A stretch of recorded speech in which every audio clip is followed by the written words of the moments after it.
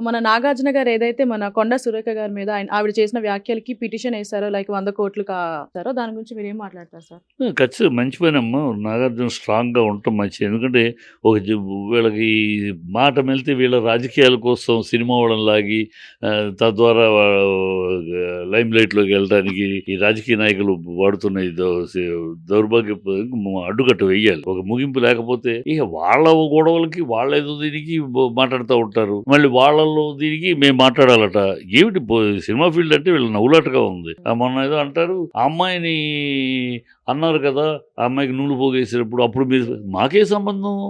Cinema వాళ్ళకేం సంబంధం? మీరు రాజకీయంగా 36 తిట్టుకుంటూ ఉంటారు. ఇక మీరు రాజకీయంగా మీరు తిట్టుకునేదానికి మేము ఎంటర్ అవ్వాలంటే రోజు మాకు ఇక ఇదే పని. మేము షూటింగ్‌లు, స్క్రిప్ట్ వర్క్‌లు చేసుకోలేము.